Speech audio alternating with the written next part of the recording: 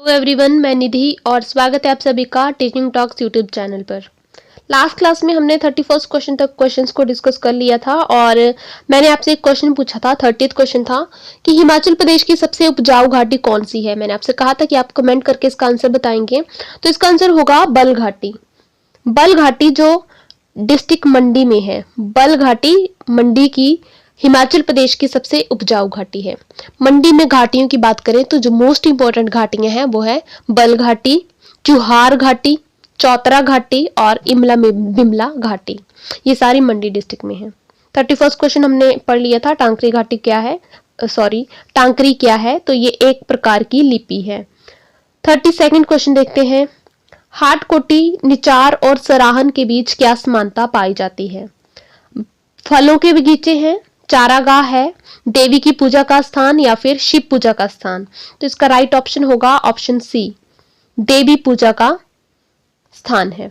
जो हाटकोटी है ये शिमला के रोहड़ू तहसील में है और यहाँ पर माता हाटकोटी का मंदिर है।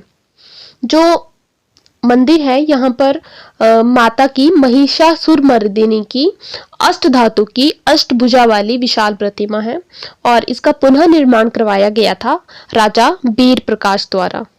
निचार किन्नौर में है, निचार है किन्नौर में और यहाँ पर है माता उषा देवी का मंदिर है निचार में। सराहन शिमला में है और सराहन में है भीमा काली मंदिर, माता भीमा काली का मंदिर है सराहन में और जिसका निर्माण करवाया गया था बाणसुर द्वारा। अच्छा, सराहन का पुराना नाम क्या है, ये भी आपसे पूछ लिया जाता है कि सराहन का पुराना नाम क्या है। तो सराहन का पुराना नाम है शोणितपुर। शोणितपुर सराहन का पुराना नाम। नेक्स्ट क्वेश्चन है, क्यांग, बाक्यांग और बान्यांगछू किस जिले के नृत्य हैं। क्यांग है, बाक्यांग और बान्यांगछू किस जिले के नृत्य हैं। किन्नौर, लाहौल स्पीति, कुल्लू या फिर शिमला। तो ये सारे नृत्य हैं किन्नौर जिले के। किन्नौर के जो लोक नृत्य हैं फेमस हैं उसको पढ़ लेते हैं एक बार उन सभी को। तो किन्नौर में है क्यांग, बाक्यांग, बोन्यांगछू, मुखौटा नृत्य, राक्षस नृत्य, शेर नृत्य, लांबर नृत्य, कायड़, शांत और शांबो नृत्य, डलशोन नृत्य, नागस कायड़ नृत्य। अब जो राक्षस नृत्य है किन्नौर का उसे छाम नृत्य भी कहा जाता है और ये जो छाम नृत्य है ये बहुत ही इंपॉर्टेंट है। छाम नृत्य, जो छाम नृत्य है ये इसे तांत्रिक नृत्य भी कहा जाता है और ये मुखौटा पहनकर किया जाता है।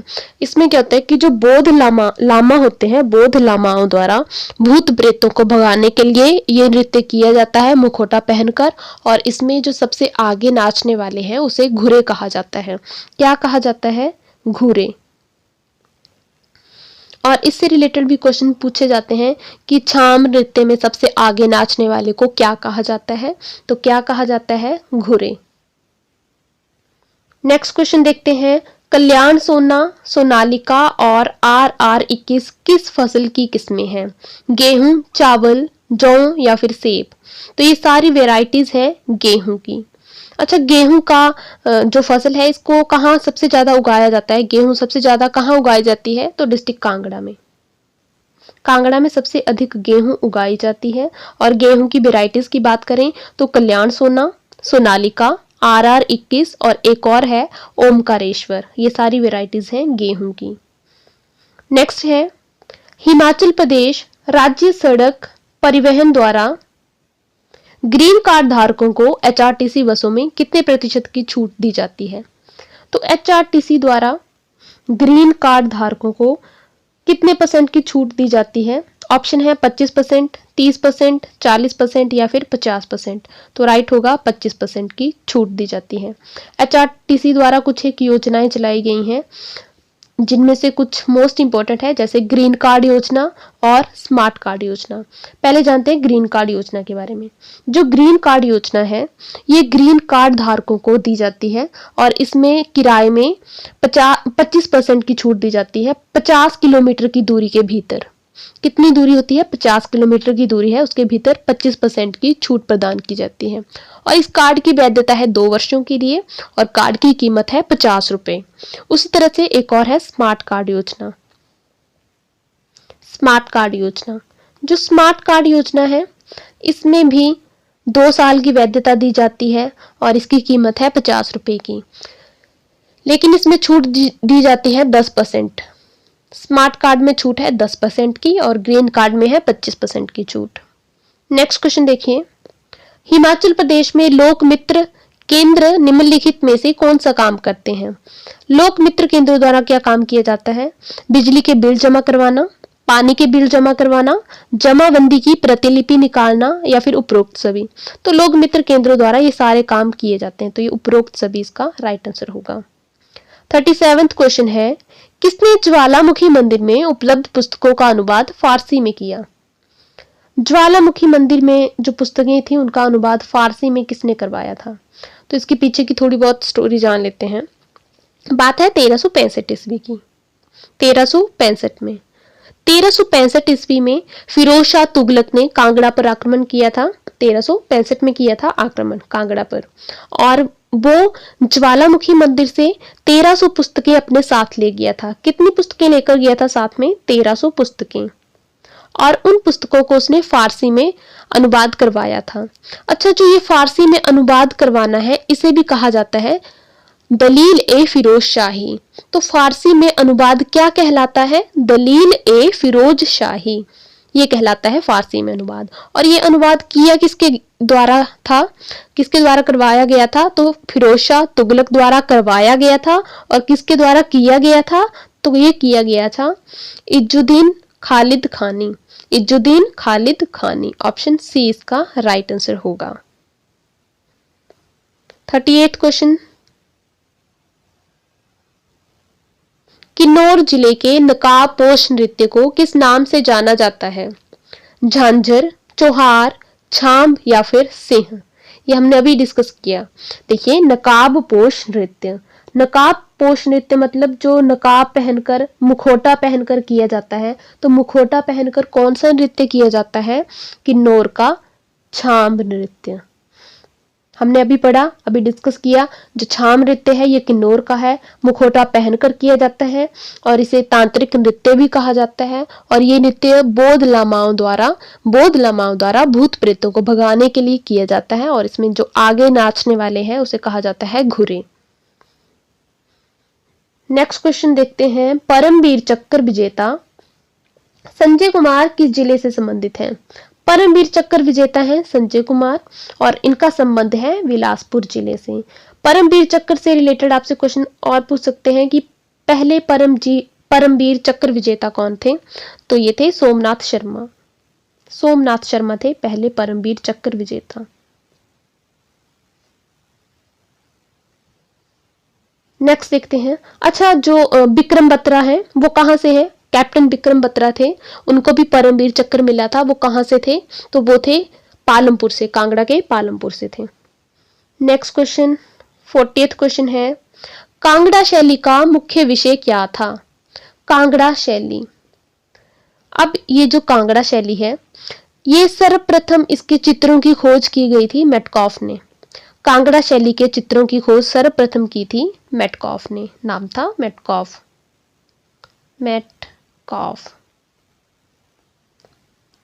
कब की थी? 1916 ईस्वी में।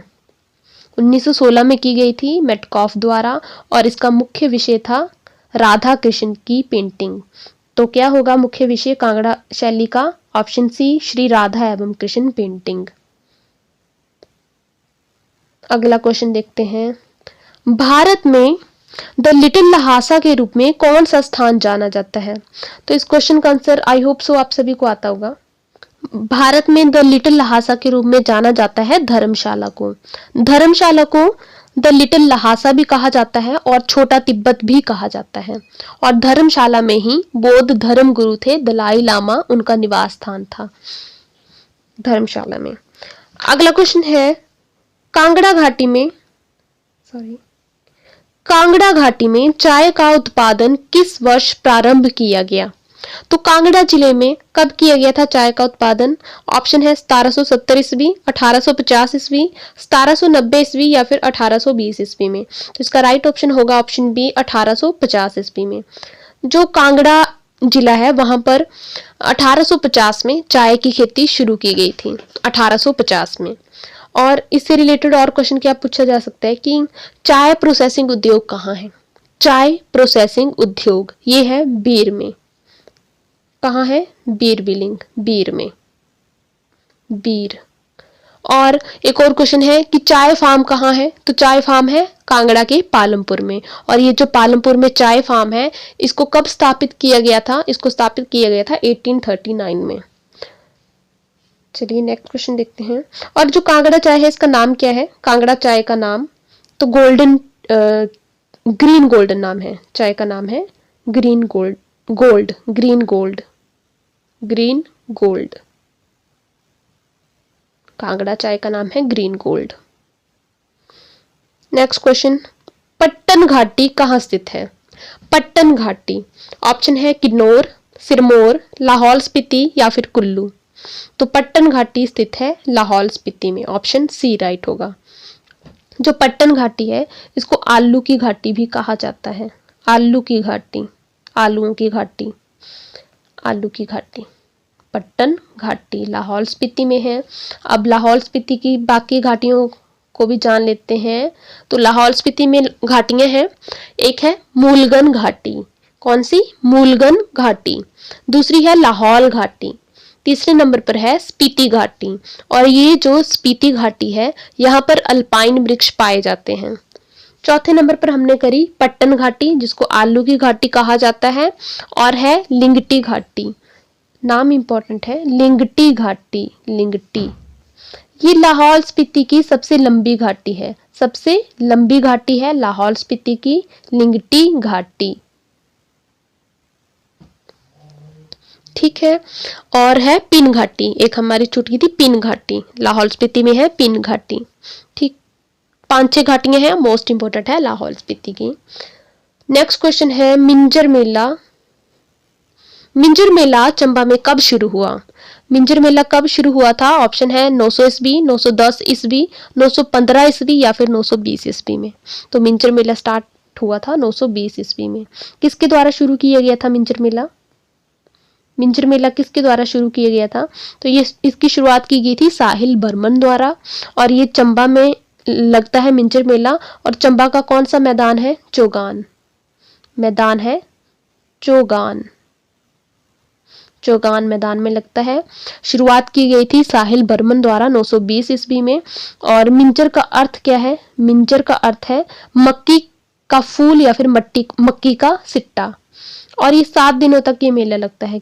7 डे फेयर है, 7 डे फेयर है। और ये इंटरनेशनल फेयर है, हिमाचल प्रदेश का इंटरनेशनल फेयर है। इसमें कौन से देवता की पूजा की जाती है? देवता है वरुण देवता, इसमें वरुण देवता की पूजा की जाती है।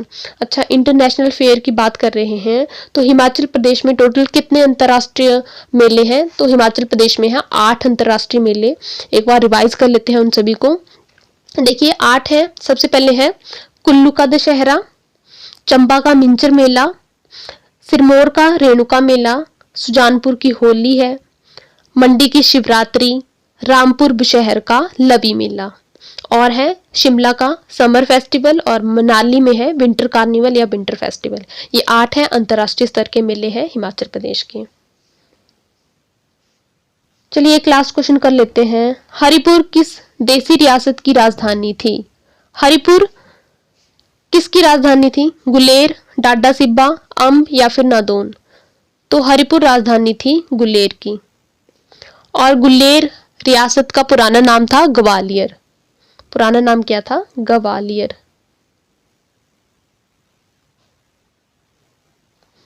गुलेर रियासत की स्थापना किसने की थी? तो कांगड़ा के राजा हरिचंद ने 1405 ईस्वी में गुलेर रियासत की स्थापना की थी। और गुलेर रियासत से ही सिब्बा रियासत जिसकी स्थापना की है शिवराम चंद द्वारा। सिब्बा रियासत अलग हुई है गुलेर रियासत से 1450 ईस्वी में। गुलेर से कौन सी रियासत अलग हुई थी? सिब्बा रियासत, सिब्बा रियासत शिवराम चंद द्वारा। तो आज की वीडियो में बस इतना ही। बाकी क्वेश्चन हम नेक्स्ट क्लास में करेंगे। अगर आपको वीडियो अच्छी लगी तो वीडियो को लाइक कीजिए, शेयर कीजिए और साथ ही साथ चैनल को सब्सक्राइब कीजिए। मिलते हैं आपसे नेक्स्ट वीडियो में। धन्यवाद।